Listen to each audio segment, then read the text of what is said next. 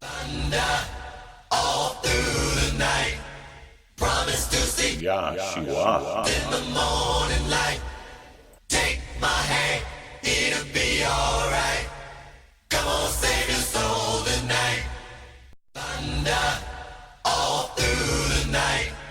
Promise to see Yahshua in the morning light. Take my hand, it'll be alright.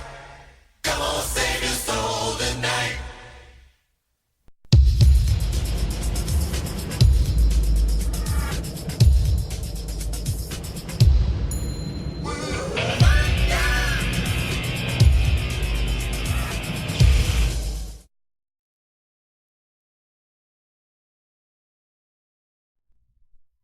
Then there is the matter involving former astronaut Buzz Aldrin and his recent visit to this area.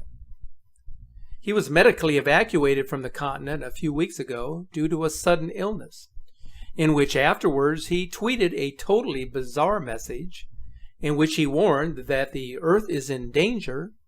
It is evil itself.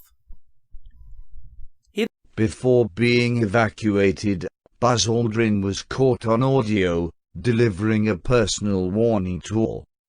Your time. You want to make a statement? We've got to stop them! I was kidnapped by space aliens 10 years ago! They did all kinds of experiments on me! They've been studying us for years! Finding out our weaknesses! We've got to stop them! They're gonna kill us all!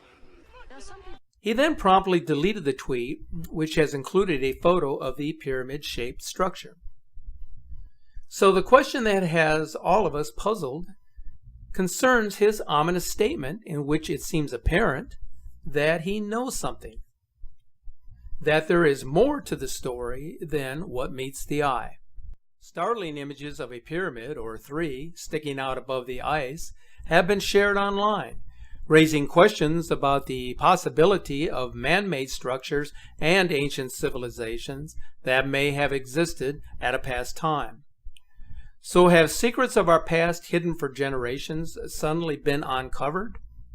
Or are we just grasping at straws while capturing images of natural edifices that resemble pyramids?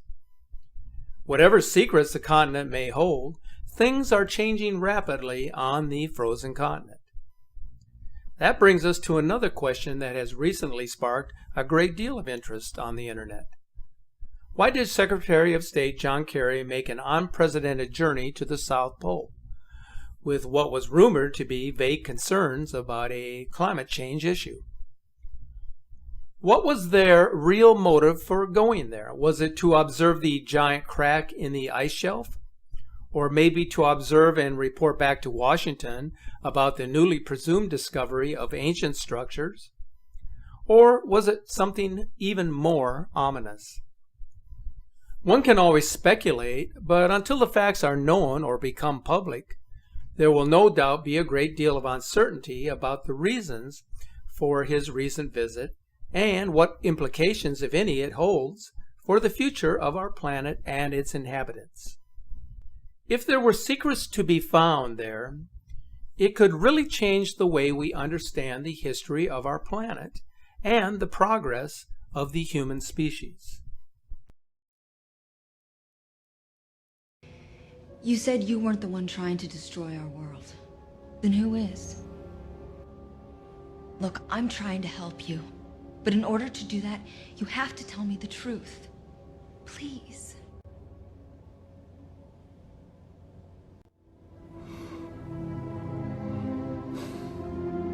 All that you know is at an end. It is known by many names. My people called it Galactus, the devourer of worlds. It must feed on energy to survive, both thermal and organic.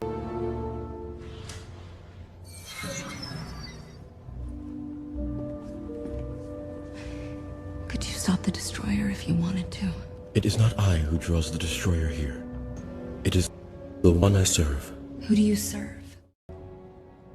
Take joy in the last few hours you have left, for he is nearly here.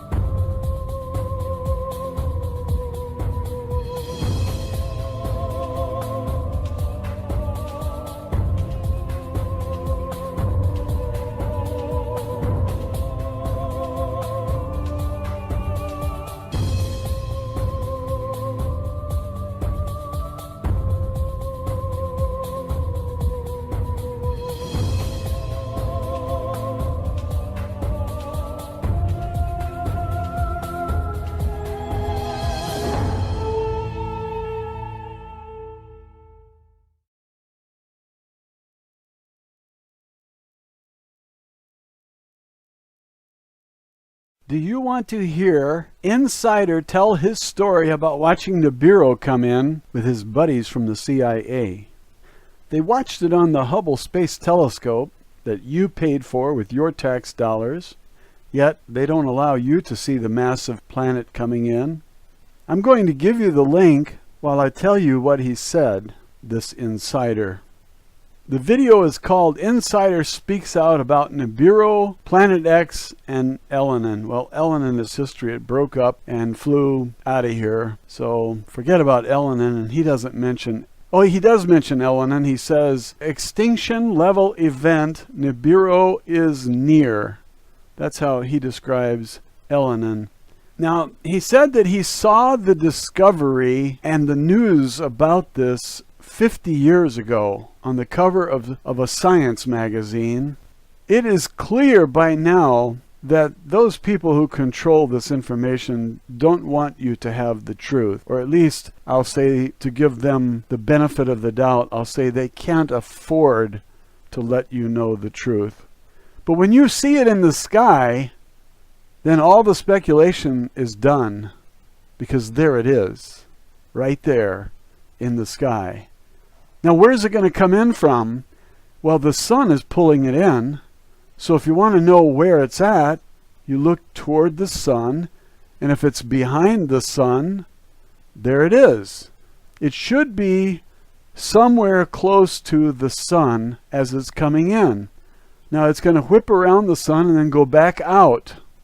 And so it will go out pretty much the way it came in, only on the other side of the sun. Does that make sense? You have to consider that the sun pulls this thing in like a magnet, and it swings around and goes around the sun. It does not collide with the sun. It goes back out. Now, we have historical record that shows that this thing has come in the past. It was called many names: the Destroyer, Wormwood, Nibiru. It's called Planet X today as one of the popular names for it. It was called Nemesis. I didn't know that until I read the Pleiadians report. Wendell Stevens' report about the Pleiadians. You have this object that comes in. Now, this guy saw it, and his testimony is valuable because he and the CIA, he has buddies in the CIA, they watched it together for decades.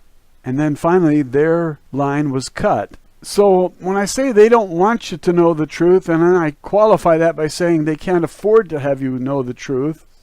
So I fully understand the secrecy.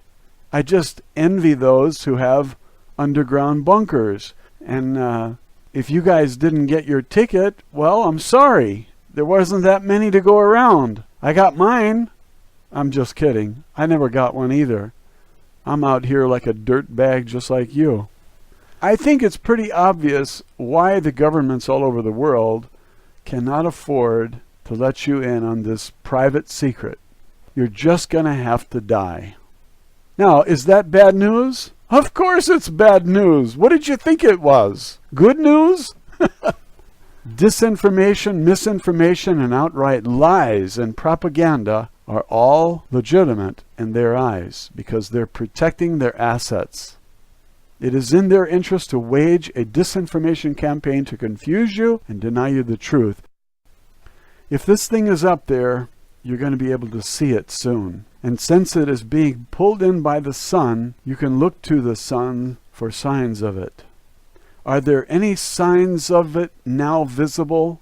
I hate to tell you this, but yes, there are. And those images are put out by the government. They're called SOHO. S-O-H-O. SOHO means stereo images. And do they show it? You betcha they do. Nancy Leader's webpage, zetatalk.com, shows you the pictures of this winged system. I can't call it a planet because it's not a planet. It's a constellation. It's a star with 7 planets going around it. And when this constellation comes passing by Earth, it won't be any closer, he says, than about 20 million miles. But you know, the sun is 93 million miles away. And if this sun comes by, it's going to get pretty hot here because he said it was millions of degrees hot. I think that's going to scorch the earth. I think it's going to burn a lot of things. And there are predictions that say just that a third of the earth would be burned as this thing comes whirling around. But what happens is the earth gets locked into position with this thing because they're both magnets. And so it probably only scorches one side of the earth. But if it is a star, a blazing hot star, and it comes within 20 million miles of Earth, it will be almost 5 times closer, or 1/5 the distance, of the sun.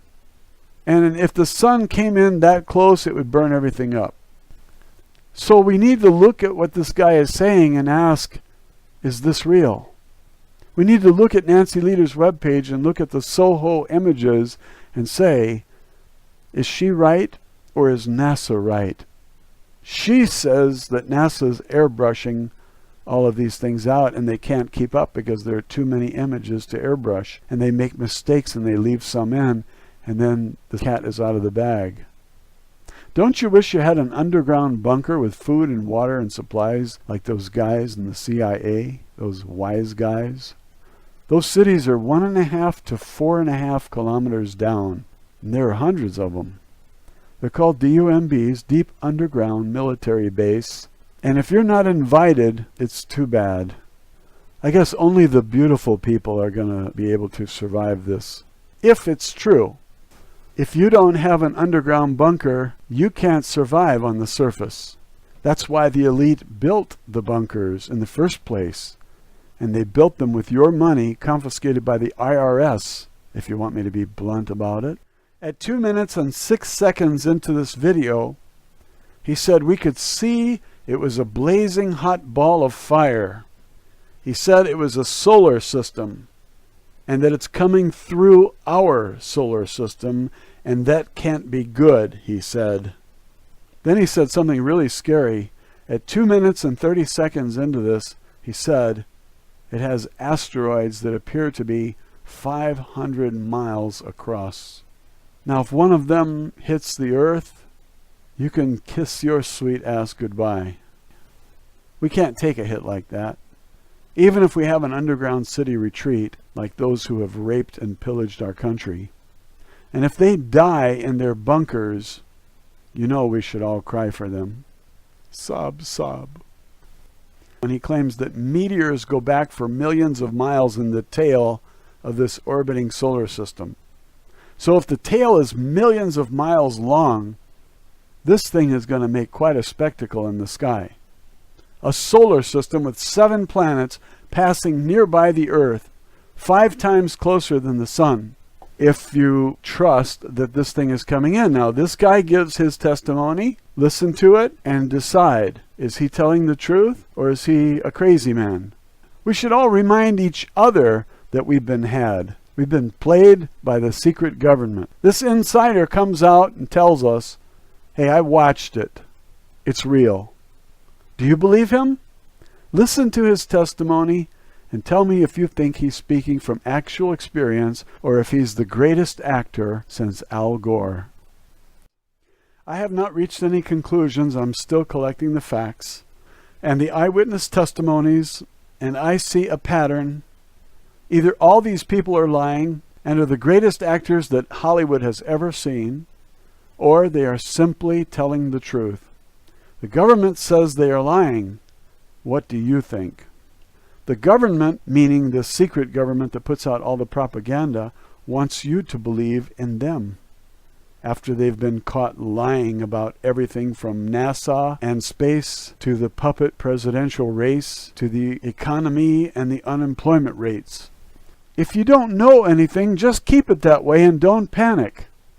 If you see something in the sky and you finally figure it out, rejecting the secret government's explanation, then you probably won't be in a panic for very long, because by that time the passing of this collection of planets and a sun, as the insider describes it, will be brief, and you can enjoy your life along with everyone else right up to the minute when everything is blown away.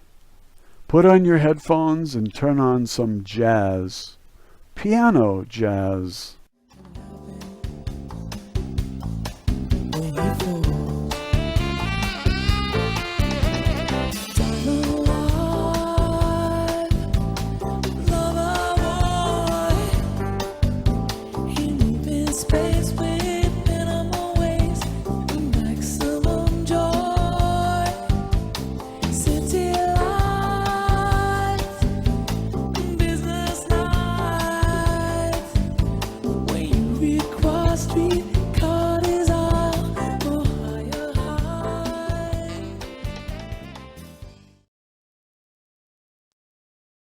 back in the 1950s, most people aren't aware of it, but there was a scientific storm in America all through the late 50s about this thing out there in space because the astronomers were all watching it, and that was back when they weren't afraid to talk about it. It was in the science magazines. I mean, I had a subscription to, like, Popular Science, and hell, it was on the front cover of the magazine one day in, like, 1961. And I was really excited when I saw it because here's this giant red planet on the horizon of the California coast and a humongous tidal wave coming in towards the coast. And having grew up in the mountains of the Sierras, and this thing in the magazine, it said this tidal wave coming in was going to be at least 3 miles high. And I went in and showed it to everybody in the house, and they laughed, and they said, look, it says right here, there's nothing to worry about. It won't be here for another 50 years. Hey, guess what? That 50 years has came and gone. And this baby's out there in the sky. They've been watching it. I watched it. And I can tell you, this thing has got so much trash coming around it. You know how we live in a solar system? We've got 9 planets and a big sun. This thing has got 7 planets and its own sun. But I believe that instead of having dirt on it like our planet does and water, I think this thing is just a big, bright reddish-orange iron ball because it's giving off all this red iron oxide dust out into the atmosphere. When we thought at first it was just a teeny little red speck of fuzzy red dust in the distance, but over the years as it went by and we watched it, it got bigger and bigger and bigger. And then finally about '08 we could see this thing like it was across the street, and we could see that it was a blazing hot ball of fire giving out sparkles of red iron oxide dust for thousands of miles in every direction. And you could see the planet circulating it. Now, I'll tell you one thing that I really am nervous about. I think this thing's got a planet like ours circling it. This is its own solar system. We're about to have a solar system come through the middle of our solar system. This can't be good. But unfortunately, it looks as though that's what's going to happen. Hopefully nothing in this mess will hit us, even though it does say it will in the Bible, at least wise it does in my Bible. It says we can expect all kinds of problems. We were looking at asteroids. Right close to this thing, there's asteroids that are floating around right near that are orbiting the main sun itself. These things appear to be about 500 miles across. And as you go back into the tail, you get into meteorites that go back for millions of miles in the tail. This thing looks like a giant red teardrop-shaped dust cloud. And you can see, once if you're able to see it up close like we did, you can see every speck out there. I guarantee you there's trillions of meteorites following this thing. Now, these CIA people that I know say that we're not going to be that close to it when it goes past us. They're saying that in order to attain breakaway speed, when it comes up around the backside of the sun, its speed will at least double, possibly more, which will put it here earlier than everybody is saying it will, and that this thing will probably be about 20 million miles from us when it crosses in front of us. And then as soon as it flips us upside down, we're going to go into its debris field tail and be pelted with meteorites. And, of course, in the Bible it says they will talon 70 pounds. So if you've got 70-pound meteorites falling like hail, and I can guarantee you they will be falling like hail because there are that many in the tail of this thing. This thing has got a tail loaded with trash. I mean, it's incredible the amount of stuff that's in this thing's tail. And we're going to go right through that tail, and if it doesn't beat everything on the surface of the ground into a flat putty, I don't know what it'll take. I tell everybody, you better be at least 20, 30, 40, 50 feet on the ground and have either concrete or stone above you because it'll break through the roof or whatever you've got if you don't. These CIA guys told me that this pole shift will probably happen from start to finish in around 28 minutes. That doesn't give you a lot of warning. When you see that thing out there in the sky, you're going to have to run as fast as you can to your underground facility because this is going to happen so fast. Now, see, here's another thing nobody's talking about. You've got this giant iron planet that they say is 47,000 miles across, getting ready to come up past us. And when it starts to approach us, it's going to start and have real serious effects. So is it a planet or a failed star? It's not a failed star. I saw this thing up close. It did not look like a failed star. It looked just like our sun. Right. Okay? Would you call our sun a failed star? No. Okay, well, you had said planet. I wasn't sure if it was like a failed star brown dwarf or a full sun. So it's a full sun? It looks to me like a miniature sun, just like the one we have. The only difference is our sun is giving off flames and stuff, and this one's doing the same thing as it, but it's giving off this red iron oxide cloud of dust around it, and until it got close, we couldn't even tell what was in there. We could see it was hot, and it looked like it was just a dull red when we were first able to discern it through the red cloud.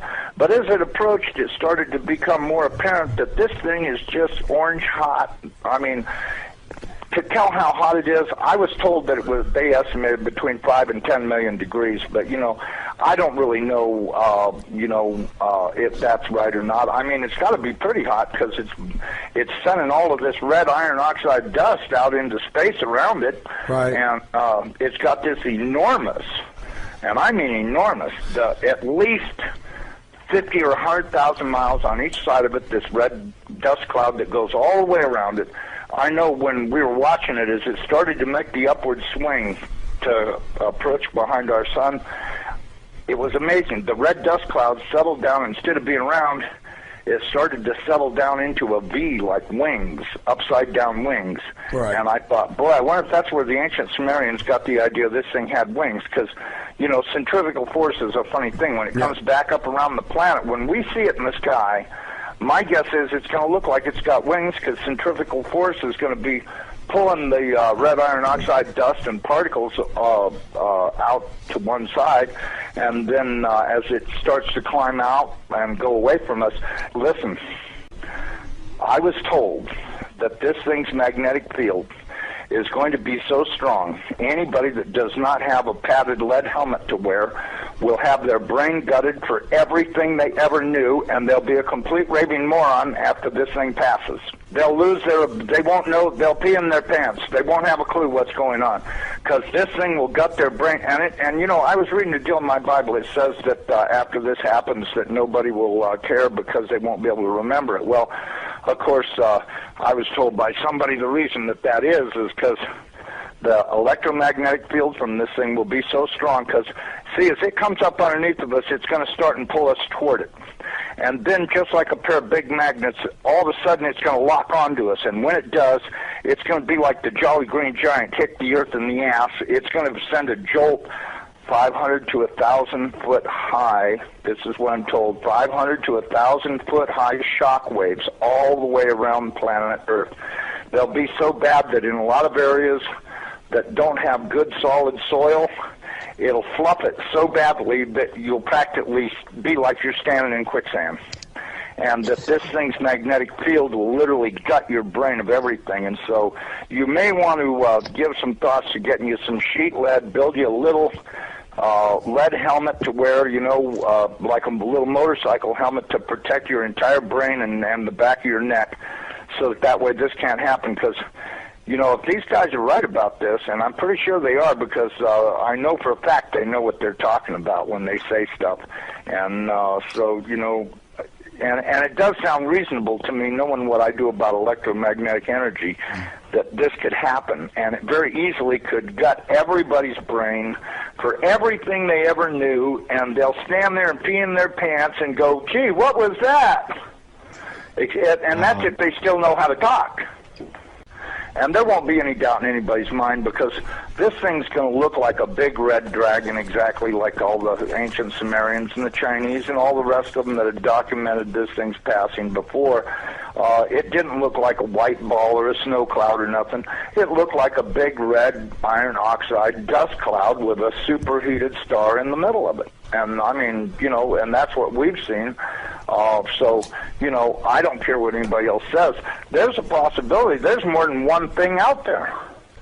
I watched it through the Hubble Space Telescope, and when this thing looked like it was across the street, the Hubble got cut off and they encrypted it, and that was the end of any transmissions we had to watch. and we know that the Hubble, in order to be in the shadow of the Earth, had to be at an angle, and so that meant it was looking downward, and this thing was coming up underneath of us. And I tell you the honest to God truth, I personally think this thing is real close to us right now. But, you know, that's just my general feeling that, you know, and I'm a pretty psychic guy. I have the feeling that this thing is right close by and that we're going to see it any time. I mean, I've been doing everything I could do to get prepared for it to... I'm really worried about what Jesus says. You know, when the fig tree is putting on its leaves, know that summer is near, and I'm at your door. And that worries me more than probably anything I've read in the Bible about this whole thing, the parable of the fig tree, because everything seems to be in place for this thing's arrival. And the bad thing is, he says, I'm going to come like a thief in the night. Well, it does also say in the Bible that I'm going to make the sun go down at noontime in Jerusalem. Okay, if that's the case, there's only one thing that'll make the sun go down, not hit the horizon, down, go down at noontime, and that's if the planet experiences a pole shift. We estimated that this thing is traveling around 3,500 miles an hour, okay? Okay. That was our estimate of its speed. Now, it has been picking up speed, and that's the reason why we think it's going to arrive early, because when it comes around the backside of the sun, it's got to double that speed in order to attain breakaway speed to leave the sun and not wind up orbiting it. It's never orbited the sun in the past that we know of, so that means that it's going to have to attain breakaway speed to head back out into space. Now, you look at the NASA videos, photos, and all this other crap those morons put on the internet. This thing is coming in. It's going to, as soon as it goes around the top of the sun, it's going to go back out into space. Right. And it's going to do this really fast. When it goes past us, it's going to go past us so fast that we'll almost have no time to get ready. That's my opinion. But, you know, just drawing it out on paper a few times and thinking about it, and I went, you know, if this thing picks up enough speed to make breakaway speed, then that means it's going to come past us. You know, this thing, according to what I was told, is that this thing is approximately 47,000 miles in diameter, you know, 4 or 5 times the size of the Earth, and it'll come past us, and we won't have a lot of warning, and we won't get to see it in the sky until it's on us. I think the NASA timeline is completely off. I think this thing's going to arrive much earlier than they say it is. You know, I know they're saying October, but, you know, if you look at the, you know, now, I was told that the poles are not shifting at 42 miles a year. They're shifting at 42 miles a day. And the reason is because this planet is rolling over to face this thing. Now, when it goes by, it's not going to push our North Pole away. It's going to grab our southern pole with its northern pole, and it's going to be like somebody kicked this planet in the ass. That earthquake that it talks about in Revelations, when the opening of the sixth seal comes, from what I've been told, that's very accurate, because that's exactly what's going to happen. There's going to be a massive earthquake when it locks onto us. As it goes past us, we're going to follow it right upside down. The oceans are just going to be roaring from pole to pole, as you could well guess they would, because if you take a planet that's 7,000 miles across and roll it upside down in 30 minutes, you're going to have some real serious problems with wind and water. Again, I believe the book of the Apocalypse is a cryptogram sent by the Almighty, and guess what? It is readable, it is understandable at this point. So, if you look further in Revelation, let's look at chapter 6, verse 12 very quickly, because I mentioned the sixth seal. There was a great earthquake. The sun turned black like sackcloth made of goat hair. The whole moon turned to blood. That's Revelation 6:12. Now, October 5th, 2017, right after the sign of the woman, is the only full moon that occurs after September 23rd, 2017. But before October 11th, that's the end of the woman's pregnancy. That's when Jupiter exits. Jupiter's been there about, at that point, 42 weeks. And Jupiter completely exits the picture at that point. So, the key to seeing the red dragon, the planet X, which is in Revelation 12, is to follow the sequence of its appearance after the Revelation 12 sign. Now let's look at these key points. One, the red dragon, planet X, Nibiru, is visible. This can only happen during a full disk solar eclipse. Otherwise, obviously, the blue daytime sky would hide the red dragon and all of the stars in the heavens, except the sun. Point two, as seen from the Earth, the red dragon is enormous. The passage says its tail swept a third of the stars out of the sky. So that's probably not literal because the stars are light years away. But I think what it means is that it's very close to the Earth. And from the perspective of an observer on the surface of the Earth, it would be blocking a view of a third of the stars. Now, point three, the red dragon is, quote, standing in front of the woman. This means the red dragon has not yet crossed the Earth's orbit. It is still between the Earth and the constellation Virgo. Point four, the woman was about to give birth. That means that the woman is still, quote, pregnant. Therefore, it is before October 11th, 2017. So if you're on Earth at that point, the red dragon's planet X approach to the Earth will be hidden by the blue daytime sky until it's very close. And when it eclipses the sun, it is within hours of that time that, excuse me, it's within hours of that time that it approaches its perihelion with the sun and with the Earth. So in the analysis, the only choice left for the full moon of Revelation chapter 6, verse 12, is the full moon of October 5th, 2017. Therefore, this is strong evidence beyond a reasonable doubt, in my opinion, in the Bible that links October 5th, 2017 with the appearance of planet X.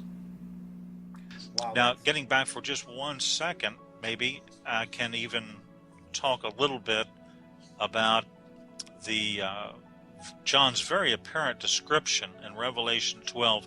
It's a very precise celestial event that he talks about. Now, I talked about one particular object, but I didn't really talk too much about what's called the Revelation 12 sign.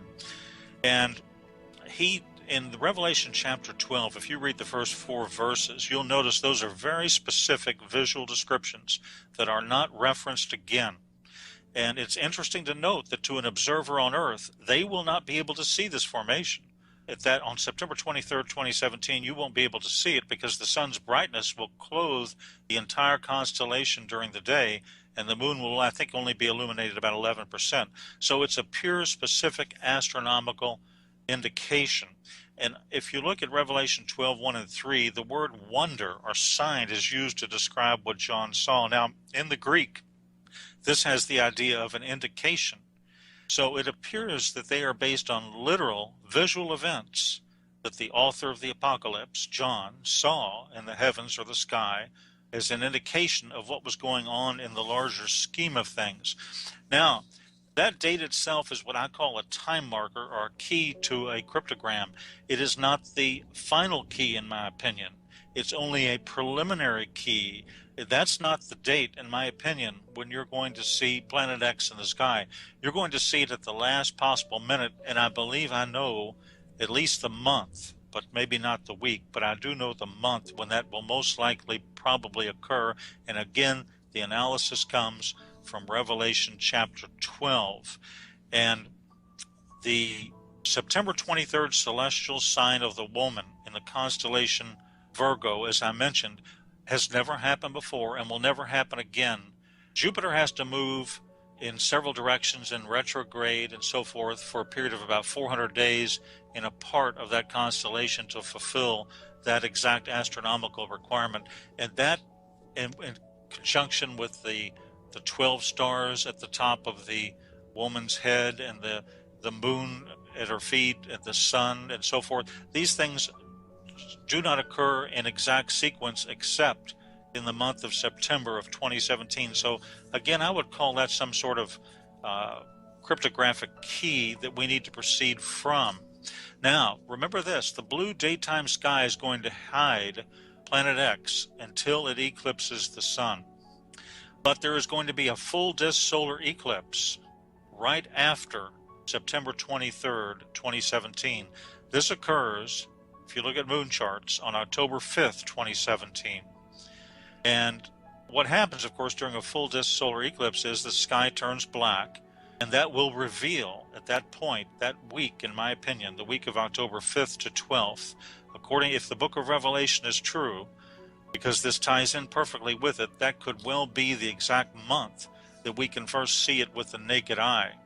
So, in my opinion, combined with a predictive computer-generated astronomical model, the Bible, the book of Revelation, the Apocalypse, tells us that the red dragon, or Planet X, or Nibiru, appears after September 23rd, 17, but it has to appear before October 11th, 2017. At that date, October 11th, 2017, the sign in Virgo, the woman Virgo, will no longer be, quote, pregnant. Then the red dragon, or Planet X, therefore must make it an appearance before October 11th. So that seems to be a cutoff date. Jupiter, which is known as the planet or the star of the Messiah, exits Virgo, the Virgin, on October 11th after having spent, I believe, 301 days or about 42 weeks in the, quote, womb region of that constellation. And again, after that point, the woman will no longer be pregnant. So that gives us a very narrow window, just to use the book of Revelation or the Apocalypse as sort of an intel briefing. And the great sign of the woman is described in Revelation 12, 1-2, forms and lasts for a few hours. And according again to astronomical models, this sign has never before occurred in human history. It will occur once on September 23rd, 27. It will never occur again. And I believe it places us right at the time frame from that analysis of the Planet X approach to the Earth. So this global warming, as you've heard, I'm sure, is a cover story. The Earth is heating up from the core outward because of the approach of Planet X. During the 20th century, I think there were 35 volcanic eruptions in a typical year. Now there are more than 35 of these every single day. So let me comment on the EMP, and let me comment on the sun. First of all, actually, if you go to the book of Revelation, the Revelation indicates that the sun is going to be hotter at that time frame. Now, the EMP effect, Planet X has a massive tail. It's fantastically charged. It's magnetic. The tail has moons and rocks in it. Now, this can down aircraft and satellite when it passes. It can affect the electrical grid. Now, of course, NASA, JPL, and the other disinformation sources ignore this data. Here are the facts. The Earth has a nickel and iron core. Now, this generates its magnetic field. However, the magnetosphere has large holes in it. The magnetosphere is a static shield. Now, under routine solar conditions, it protects the Earth from coronal mass ejections. But when Planet X arrives, we're no longer under routine solar conditions. Now, you look at Air France, for example. I think that was back in 2009, Air France 447. This is a little bit off topic, but really it's on topic because it's an excellent metaphor, an excellent visual type of illustration as to the power of Planet X. When Planet X hits, the utilities are going to be shut down for anywhere from 3 months on. There's going to be $5 trillion worth of damage to the electrical grid. But let's go back to Air France 447 back in 2009 to give you an example. There have been people that have postulated, these are very intelligent people, and it's just a theory, but they have postulated that that disappeared over the mid-Atlantic range, right in the middle of the ocean. Now, that's involved with the Earth's earthquakes. The EMP between the mid-Atlantic range and Planet X could have caused its destruction. And the same thing with Malaysian flight ME370. It may have flown into an EMP pulse. The flight path was highly irregular. That's indirect evidence. And this occurs when the North Pole of Planet X is pointed directly at the Earth during its approach. Magnetrons and electrons burned out through an EMP event. I think the cell phones of the passengers as well burned out. So none of the theories really answer in terms of those aircraft. All the questions are fully explained what happened that day. But it could be an indirect effect of the approach of Planet X. Now,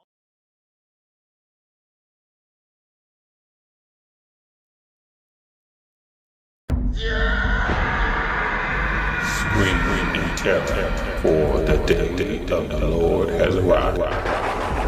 The time for the Almighty to destroy. Every arm is paralyzed with fear. Every heart melts, and people are terrified. Pangs of anguish grip them like those of a woman in labor. They look helplessly at one another, their faces aflame with fear. For see, the day of the Lord is coming, the terrible day of his fury and fierce anger. The land will be made desolate, and all the sinners destroyed with it. I watched as the Lamb opened the first of the 7 seals. Then I heard one of the 4 living creatures say in a voice like thunder, Come and see! Then everyone, the kings of the earth, the rulers, the generals, the wealthy, the powerful, and every slave and free person, all hid themselves in the caves and among the rocks of the mountains.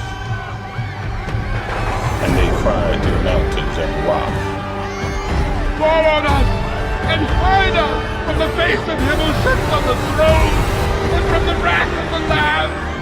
For the great day of their wrath has come. Who can withstand?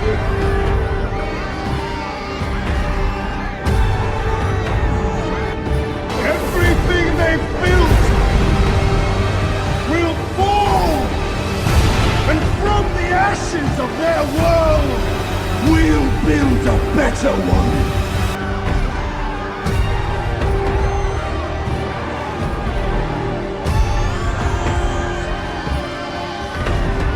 Goddamn America! Goddamn America! Goddamn America! I saw the end of the world. I could feel all this death.